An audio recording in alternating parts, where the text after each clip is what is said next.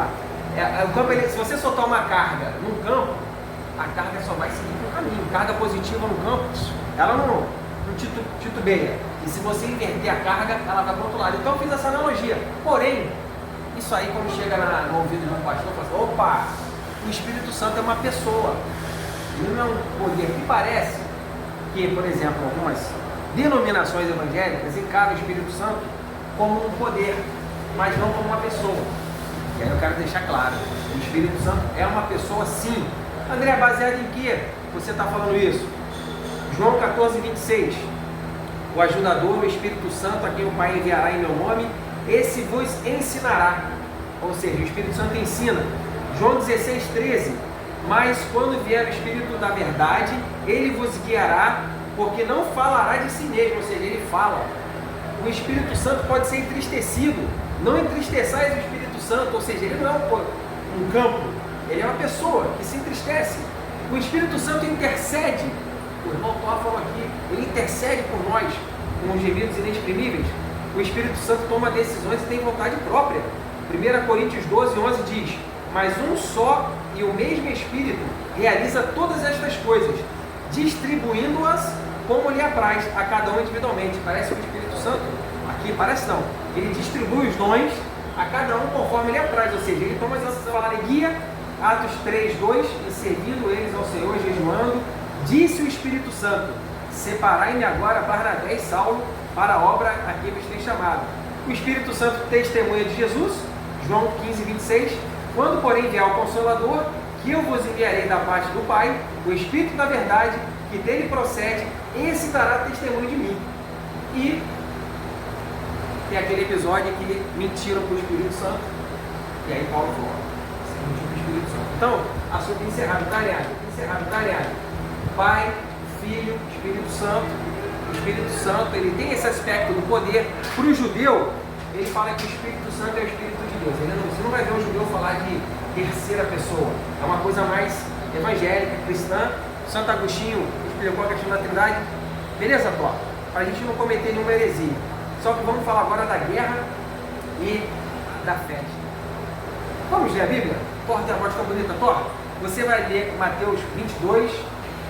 Então, respondendo Jesus, falou-lhe novamente por parábolas, dizendo, o reino dos céus é semelhante a um rei que celebrou as bodas de seu filho, e enviou seus servos a chamar os convidados para as bodas, e estes não quiseram vir.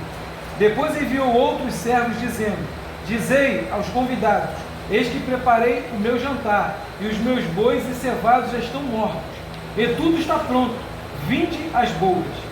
Eles, porém, não fizeram caso, e se foram, um para o seu campo, outro para o seu negócio, e o restante, agarrando os seus servos, os ultrajarem e mataram.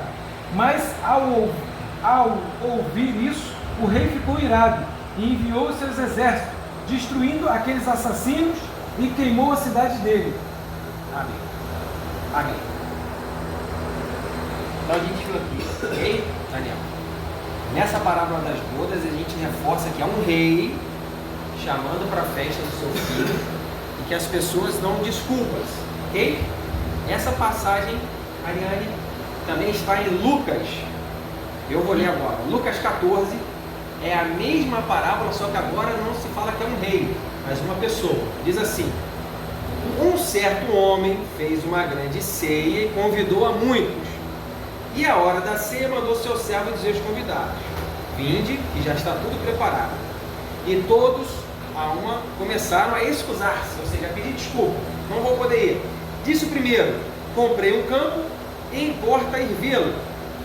O outro disse, comprei 5 juntas de boi e vou experimentar, no sentido de ver se ele está gordinho, magrinho, tá? E o outro disse, casei, portanto não posso ir. Voltando aquele servo, anunciou estas coisas ao seu senhor. Então o pai de família, indignado, disse ao seu servo, sai depressa pelas ruas e bairros da cidade, vou apertar o pause, igual apertei quando ele estava lendo. O irmão Paulo leu Mateus 20, eu li Lucas 14. André, cadê a guerra, André? Você só está falando de ceia, você já almoçou, Daniel? Não deu fome então não, né? A ceia aqui, o banquete, a galera ignorou. Era um banquetão, hein? o pulo do gato agora vem a questão da guerra. Você abriu, Daniel, Deuteronômio 20? Então você vai ler responsivamente com a Ariane. O Daniel vai ler os ímpares e a Ariane os pares. Vai do 1 até o 8. Vamos lá. Os inimigos que vires cavalos e carros e povo maior em número do que tu, deles não terás temor, pois o Senhor teu Deus, que te tirou da terra do Egito, está contigo. E será que quando vos achegares a peleja, o sacerdote se adiantará e falará ao povo? É o 3, né? 3. E direi a ouvir, ó Israel, hoje vos achegares a peleja contra os vossos inimigos. Não se amoleça o vosso coração, não temais e nem tremais, nem vos aterrorizeis diante deles. Pois o Senhor vosso Deus é o que vai convosco, a pelejar contra os vossos inimigos, para salvar-vos. Então os oficiais falarão ao povo, dizendo: qual é o homem que edificou a casa nova e ainda não a consagrou? Vá, torna-se a sua casa, para que porventura não se morra na peleja e algum outro a consagre. E qual é o homem que plantou uma vinha e ainda não logrou o fruto dela? Vá e torne-se a sua casa, para que porventura não morra na peleja e algum outro logre. Pode deixar comigo, Daniel, agora. O 7. E qual é o homem que está desposado com alguma mulher e ainda não a recebeu? Vá e torne-se a sua casa, para que porventura não morra na peleja e algum outro homem a receba. E continuarão os oficiais a falar ao povo, dizendo: qual é o homem medroso? E continuarão os oficiais a falar ao povo: qual é o homem medroso e de coração tímido? Vá e torne-se a sua casa, para que o coração dos seus irmãos não se derreta com o seu coração. Ou seja, aqui no final, depois das condições para liberar para o povo não ir à guerra, o sacerdote ainda fala: olha, e se alguém tiver com medo, não manda vir não, para não contaminar. Thor, agora eu tenho a difícil missão de concatenar essas 3 histórias, que agora vem o pulo do gato. Eu vi ouvi um rabino falar, na verdade Jesus, quando disse a parábola da boda, ele estava se referindo como se a boda fosse na verdade uma guerra, mas eu não achou lugar no meu coração. Falei: Senhor, muito interessante as condições serem bem parecidas.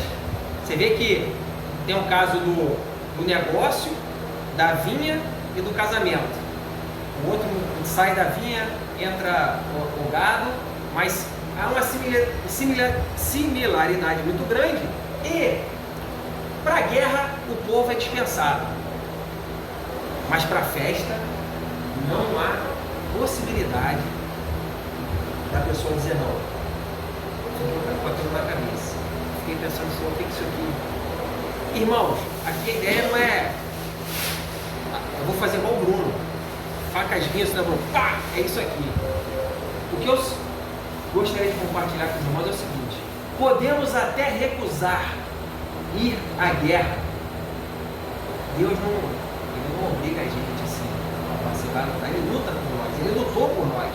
Jesus venceu o inferno, a morte, Satanás.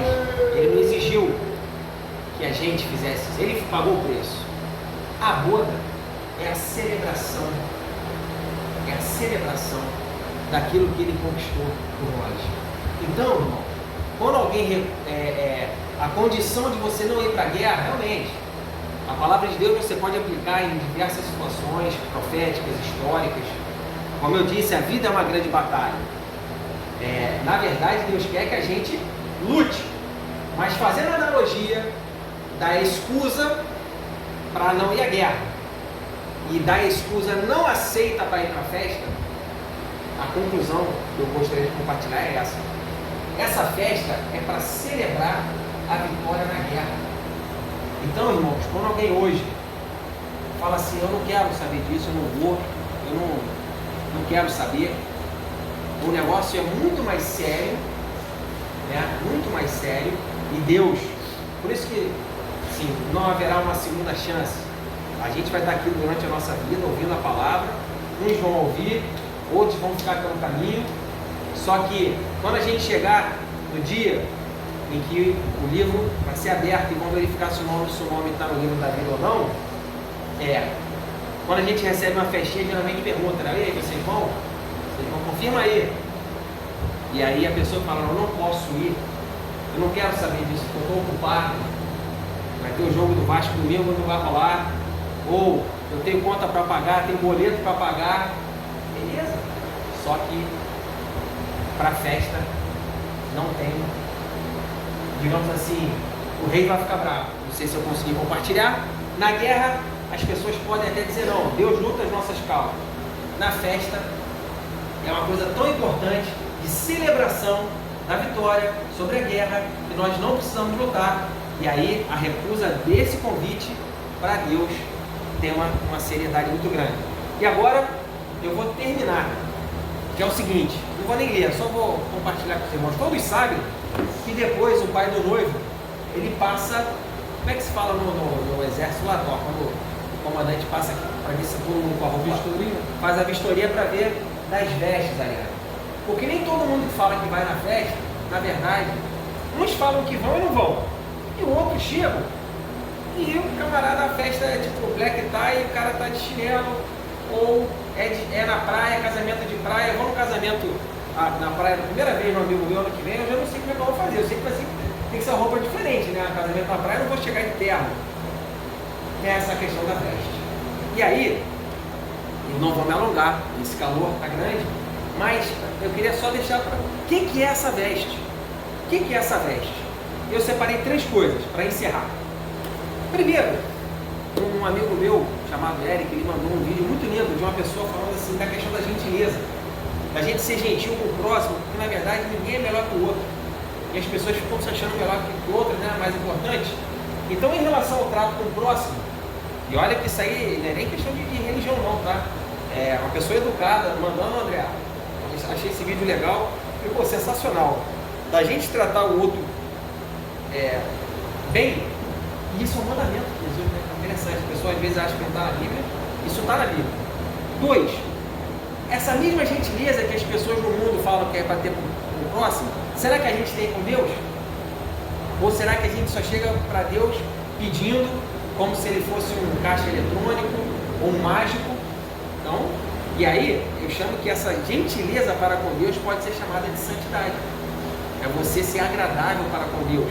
Porque Deus fala, sede santos como eu sou santo. Ele não fala, sede gentis, sede corajosos, sede poderosos. Ele fala, sede santos como eu sou santo. E eu termino, que é o seguinte, que eu chamo da cereja do bolo, para terminar mesmo. Da gente passar a pedir desculpas estando certo. Eu tenho 2 irmãs gêmeas, 2 filhas gêmeas, desculpa, elas são irmãs, e sai briga com uma certa frequência. E foi muito engraçado. Eu passei essa estratégia, olha só, a estratégia está correta, você pedir desculpa dando certo. Passei um pouquinho a palavra de Deus, não vou me alongar aqui. Você analisando, tratar o outro como superior, caminhar a segunda milha. Olha só, já pensou se as pessoas pedissem desculpas estando certas? Será que ia ter preso? Por roubo, por morte, ia ter briga? Se todo mundo pedisse desculpa estando certo, o mundo ia ser bem melhor, certo? Aí na primeira briga que teve, uma irmãzinha falou assim, ó, eu tô certa, mas eu vou pedir desculpa. Aí eu falei, não, também não é assim, você não pode falar. Então, brincadeiras à parte, eu só queria compartilhar que talvez um componente para essa veste limpa existem vários componentes, mas eu acredito que a pessoa que pede desculpa estando certa, não estou falando para ninguém ser bobão não, tá gente? Aquela situação que dá aquela desarmada e que depois a pessoa que recebeu a desculpa percebe que você está pedindo tão certo e o negócio acalma, é uma bela de uma estratégia. Então quis separar. Tem um ditado, se eu cometer aqui, quando eu falo assim, é melhor ter paz do que ter razão. Sim, é isso aí. Mas espiritualmente falando, eu chamo o componente, e aqui linkando com o Espírito Santo, tem alguma coisa aí mal explicada, ou bem explicada, que o Espírito flui, que a Bíblia fala que o amor é sofredor e que não busca o seu próprio interesse. Então, na verdade, é como se fosse assim, gente, é para fazer isso mesmo. Ah, Senhor, mas vão me chamar de bobo. Faça isso. E aí, o negócio flui. Entendeu? É difícil? É.